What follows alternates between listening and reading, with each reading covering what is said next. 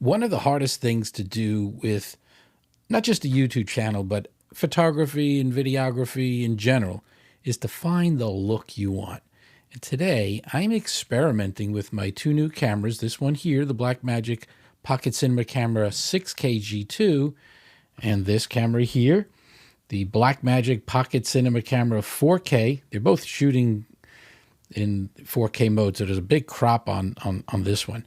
And by the way, that's part of the reason why I'm shooting today's video in 1080, which really doesn't make sense, but I'll explain it all now as you start to see how things come together while I'm using a little app known as Bluetooth Plus to change this in the middle of the shoot, which I normally wouldn't be able to do, but I'm recording this on an ATEM Mini, so everything I'm doing, including all the changes in resolution, will get saved. Let's get started.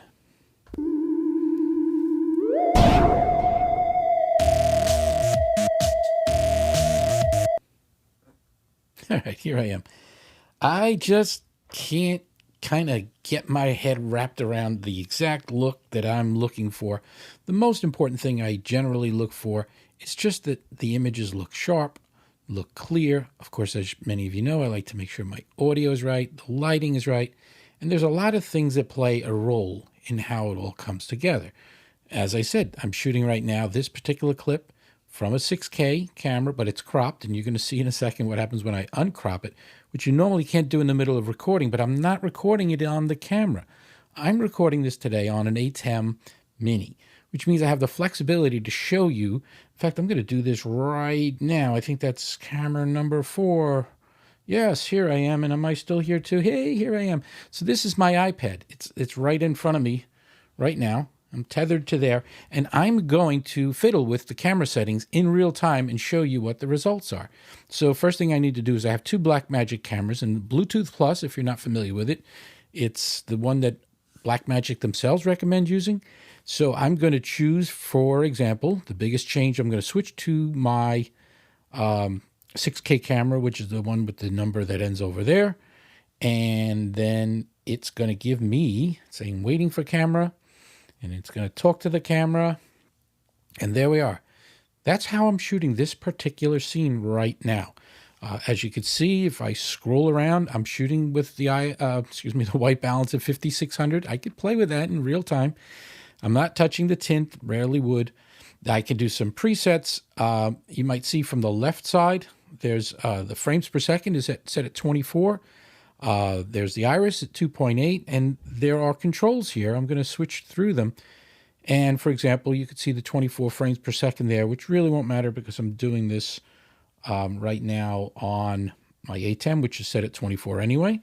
But there you could see is my ISO. I'm going to drag it down, and there you see I'm now on a much lower.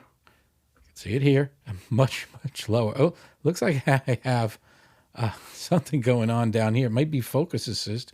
Yes, it probably is. And that would be something I want to change. Let me go back to here, and you can see all the different settings that I have. For example, right now we have focus assist. Oh, no, that actually was just the actual look of that. That's like a moire effect. Anyhow, some of you may be familiar with the idea of false color. So I'm going to turn on false color. And generally, when you're using false color, you get a good handle on your exposure at, let's say a target, the optimum target, and that would be green under the false colors. And false colors is a whole different thing. So here I am over here, and now I'm going to switch over again to here, and I'm going to switch from here. In the app, I'm going to switch back to my exposure, which is over here. And actually, I'm going to go to this one here, and I'm going to take my ISO from 200. I'm going to bring it back up until I kind of see a little more green. Like right now, here you go. Right now, this part here in my arm apparently are really kind of in the zone that I'm looking for, but they're not quite there yet. I want a little more green. So as I get closer here, this is all under the false color. I have just nice shades of greens and pinks on my face, right? Greens and pinks on my face. Now I'm going to turn off. And now that's an 800 ISO. I'm going to go back to that other setting you saw before in my setting here. And I'm going to turn off the false color. And look at that. Just based on that alone, my exposure is kind of where I, mostly wanted to target it. So again, if I want to tweak it a little bit more, maybe I want some of these. I'm wearing a black shirt, and that's kind of a reason. There's little white specks in there, and of course, if I had things wrong, I might see too much of the black and not enough little specks to see that it looks like stars, like in Star Wars. But the whole point, though, is that this little app lets you fine-tune things while you are connected. And just to point this out, normally you do this from the back of the camera, and I'm a self shooter. I'm the show. I'm it. There's nobody behind the camera. In fact, there's literally nobody else in this room. So I need to be able to adjust these things in real time. And I can't see the back of that screen to see the false color from there. Now, just to play with it again, I'm going back to here. I'm going to go back to my exposure, and I'm going to bring it up some more. Bring it to 1,000. Let's see what I look like at 1,000. This is 1,000, and let's go to 1250. Now, I got lots of green here and there. You could see little baby Yoda, parts of the wall. There's grays here and there, but that's a dark blue. But let's just see what that looks like in real color. But there's pinks here. No more greens on my face as I did when I was at 1,000 or at 800. So if I'm kind of targeting greens and pinks, I have to say to myself, that's good. I have a little bit of green here, a little bit of pink there, and that happens to be at 1,000. And if I bring myself back to 1250, pinks, greens, and turn off that false color and see what that exposure looks like. What do you think? Not too bad. It's brighter than I normally shoot, but it's a good image. Other factors here, and by the way, I could do the same thing with my 4K camera. This is, and this is fun. I'm going to go over to this app again, and we're going to get to something here on the right side, which is the Kodak. Now, again, if I was recording, I would not be able to change these things while it's recording. I could change ISO somewhat, I think. Actually, I don't think you could change the ISO midway. Anyhow, there are certain things you can change, like the iris, the aperture. You could change, you can't change frame rate once you start recording, obviously. But here's something that's really kind of cool that I could change with this app. And I'm going to change, like right now it says B-RAW 12:1. That's meaningless in what I'm doing now, but it does have to do with when I do record. But here's the other thing. I'm going to go to 6K, and I'm going to push the 6K button right now, and look how much more of me is in the shot, and look at how much more of me is in this shot. So even though I'm still recording this on my ATEM in 1080, this particular shot is including the whole sensor, 6K, 6144 by 3456. So whereas a minute ago it looked like, wow, I really need a wider angle lens, or I got to move the camera more. I switched it to a 6K, which of course does mean that if I was recording this, hey, why do I need to be in there twice? If I was recording this, by doing that, of course, the 6K would be a much bigger image. It would take up a lot more disk space. In this case, I wanted to record this in 1080 so I could show you as I'm switching it. I'm going to switch again, and I might as well put this back in the shot so you could see what I just did. I switched from 6K plain to a 6K, which is 6144, cropped down 2560. So that is what this looks like here. Very wide, cinematic looking. Again, just to put it in perspective, I'm going to switch back to regular 6K here, and there that is again. And I could go from there to 5.7, and the 5.7 again on here is the current setting. That's the 5.7. And where I started this whole shoot out, I was on 4K DCI, which is where I'm very cropped. Now, just to be clear, I'm not downgrading the resolution as much as I am windowing or cropping the sensor. So at this particular moment, the 6K sensor, let's say, is this big, but it's only showing those pixels from the very center, the 4K version of it. So it's leaving out like 2,000 pixels above, well, maybe 1,000 above and below. So it's cropping it down from 6,000 to 4,000. And of course, that's going the other direction. Going up and down, it's going from 3456 to 2160. So again, I could show that on here. That's 4096 by 2160. Of course, there are other standards. There's the 2.8, which looks like that, and 2.8 is 2868 by 1512. Different crop factor. So again, to compare it, that's full 6K. And of course, some things you can't choose in the app. You can't choose a 4K native. You could do 4K DCI. You can't do 4K native. And again, as I switch these, even this little window of me, a picture in a picture, will change significantly as I go through that. So that's very significant here. The other things I like about this little app is I could not only change the number of frames per second, which again won't affect this particular recording. I could switch my aperture, make it smaller. I can make it wide open again. Now I tried to slide it too far to the left, and it eventually wrapped back to the actual minimum smallest number that this lens is capable of. I'm using a 24 millimeter EF lens, I do believe, with a 2.8 aperture. That's its best aperture. The shutter is at 180. Some people hate that they're not using frames per second. I'm not going to get into the total details about why people in the in movie industry tend to use these degrees rather than frames per second.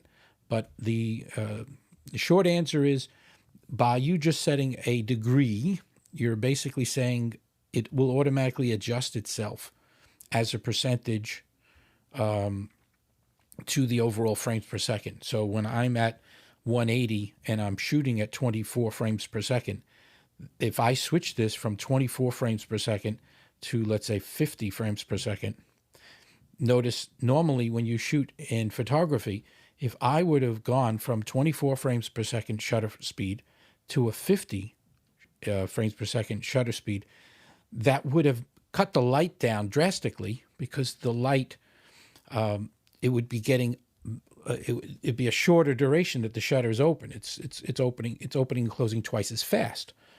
But as you could see, I'm at 50 here, and I go back to 25 here, or 24. What it's essentially doing is every time I do that, the 180 is essentially, in this case, because it's half of a 360, it doubles the shutter speed automatically as you do it. So again, a lot of cinema people, that's what they've been doing since the earliest days of film, because it literally was a disc that would spin, and it would be half light. I don't want to get into that. I'm going down a deep rabbit hole. The point is that if you set it to degrees, that whenever you adjust your shutter speed, your frames per second, it will automatically adjust your shutter speed accordingly. Now, if I change the percentage over here, now I'm getting more of the shutter, thinking, again, the top is 360. And now if I were to do that at that 360, which basically means open all the time, now as I change my shutter speed, it can have I think it won't automatically adjust right now, but 360 is probably not a good one to go with. But if I went down to here, where I'm adjusting by an angle, you know what? Because it's still using a degree. Either way, if I put this back at the 180, yeah, I guess I didn't have the math right in my head. No matter what, as long as this is in degrees, whenever I adjust one or the other, they're in harmony with each other. So if that makes any sense. All right, so anyhow, there's that. There's my ISO. Here's another little thing about Blackmagic cameras that I learned. If you adjust your ISO anywhere above 1000 and you're recording in RAW, you can only adjust. Well, let me go back a step. So a Blackmagic camera has basically two ISO settings internally, two ISO modes, a dual ISO. The first ISO covers the range from all the way at the bottom to exactly 1000. And then when you record RAW, if you shot this, let's say, at 1000, which is what I'm recording this right now, then in post from the RAW file, you can then change the ISO to something lower. And you could totally do that. You could do the opposite. You can expose down at 160 and then in post bring it up to 1000. But as soon as you go over 1000 and you start at 1250, now you're using the second sensor. Think of it as a sensor. The second ISO range. And the second ISO range starts at 1250 and it goes above. So if I record this and I go to the RAW and I want to change the ISO after the fact, I can do anything I want as long as it's higher than 1250. Can't go lower.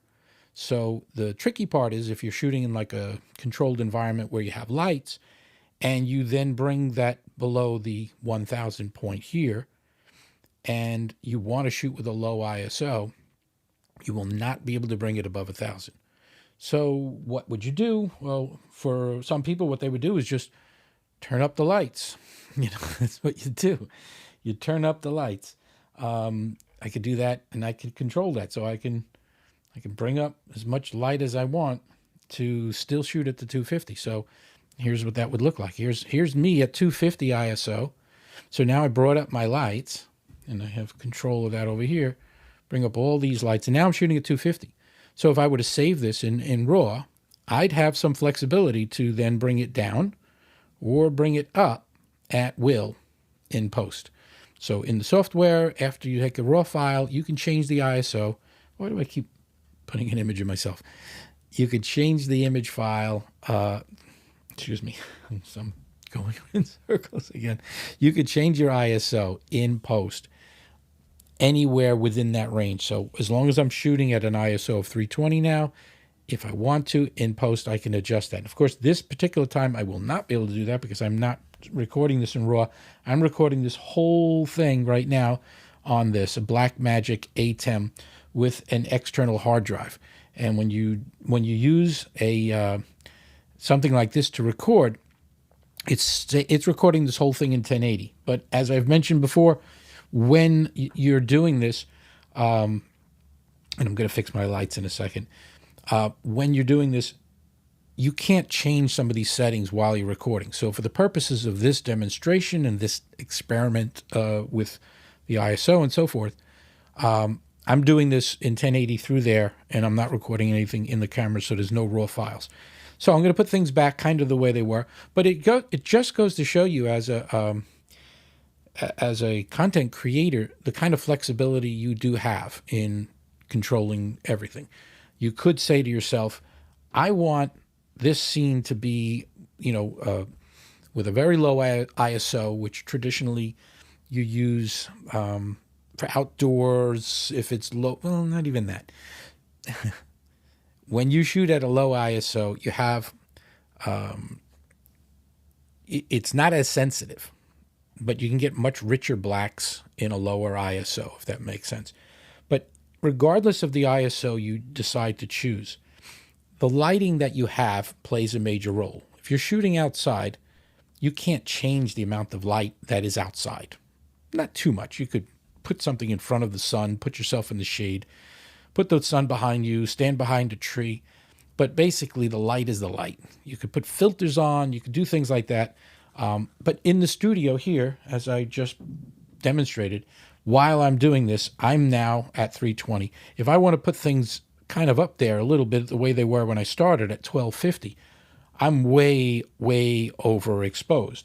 And in that particular context, the only solution is to put my lighting back down to levels that I feel comfortable with. And of course, I can do that very easily because of the way I set up my studio. Again, I don't need to put a picture of me into a picture of me in a picture in a picture. So I'm using, these are Elgato lights. They have a key light, a ring light, and a key light air. So the air is controlling only, well, that's a key light on my left. I can dial that up or down. And on the right, I have a mini one. I can bring that down. And that's kind of controlling. You can see what's on my right side. So I have a key light on my left. And then the one that's closest to my face is a ring light. And I actually don't need that much power. They're 20 I did a video on this once before. The key light and the key light air are about 2,500 and 2,800 lumens, which is way more light than you need if the lights are close to you. So in either case, this is what I'm doing. This is a little experimenting, a little bit of looks and feels. And again, I'm showing you how this little app works. This app is actually pretty sophisticated in that it can work with multiple cameras, although I don't like the way it works with multiple cameras. You could do things like you could change the focus from here. I could go to this button here, and I could trigger the autofocus. Like I can just kind of put myself in the middle and then hit that button, and it'll change the focus. Of course, it already is focused, so I'd have to take it out of focus first. And if I want to, I can also play with, what else can I play with here? I could set the take. If you're into film, that would be like your lifeblood. This is scene one, reel one. Like that's where R2D2 got his name, reel one, or reel two. Anyhow, I'm not messing with that because to me it's all one shot in this case, so it doesn't really need to be done. And again, probably the really best thing for me on this is that I could sit down, not behind the camera. I could focus on myself by hitting a button. I actually can focus through my ATEM. There's a button for that. So if I were to intentionally take myself out of focus, here, let's intentionally take myself out of focus. Right now I'm way out of focus, right? I'm out of focus. And what I could do now, I'm just going to demonstrate. I can go back to this app here, put myself back into the picture. And now I'm going to hit in the app. There's a little focus button here. And when I do it, you see I went back in focus. So I could do that from the app. Now, I could do that in the field using the app on a cell phone. But in my particular case, I can also do it with my ATEM. It has a focus button right there on the console. So a lot of fun, a lot of things you could do with this little bugger. I'm still searching for a kind of a newer look for my channel. By the way, I might as well do that with this camera, at least briefly. This is the 4K, Pocket Cinema Camera 4K. I got to get back in the middle of that shot. Hey, I think I went out of focus. Is that my glasses? Yeah, I'm mostly in focus. I can't see with my eyes the way they are. I'm not in the middle here. Yeah, I should be in focus. My eyesight's not so good. Anyhow, while I'm shooting this, I'm going to go back to here. I'm going to show you what you could do here. You can go to the top. Oops, I hit the wrong button. Cancel there. I want to go here. Disconnect from the camera I'm on. And this time I'm going to connect to my 4K camera. Hit the connect button. And in a moment, it'll be connecting to that camera. And we'll see. This is the 4K cinema camera, which is this camera right here. And again, I could do the same kind of things. If I want to, I could go back to here and play with my exposure. There I am at 1250. I go down to 400. Oh, I'm not looking at the right camera. There's that camera. So that's now at 250. If I bring it up, I bring it to 1,000. I could bring it over here.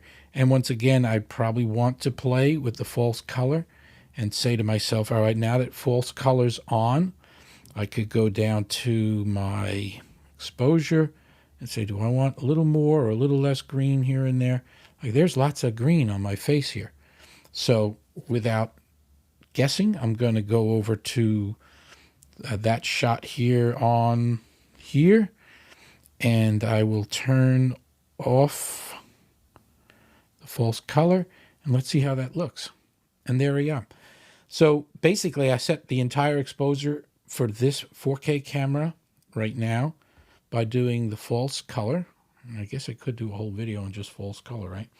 Anyhow, this is the I do weird things. I don't even know what this video is other than me testing this stuff out. But I really should do an entire video that's entirely on how to use false color, whether you're using the app or not. But I'm kind of showing off, if I had to do anything, maybe I'll title this video, how to use Bluetooth Plus, because essentially that's really what I'm experimenting with more than anything. But in the process of doing that, what I'm really doing is showing that you can change the look of your shot, whether using Bluetooth Plus or you happen to be lucky enough to have someone standing behind the camera to adjust it there. And when you're doing that, you can change your lights. You could change your ISO. You could change your shutter speed. You could change your frames per second. There's so many things you could do to get the right look for your shot. Your look may be that you want it to be very bright like it is right now, but you can also kind of tone things down. Am I on that camera? I'm not on that camera. I'm toning down the wrong camera. I just toned this one down. Here we are. So you could play with those settings. And again, the nice thing is when you're using an app like this, you could do it while still being in the shot, which to me is really, really a game changer, because I could never do that with my old cameras. My old cameras were very difficult to control from an app. I know Canon has an app and Panasonic Lumix has an app.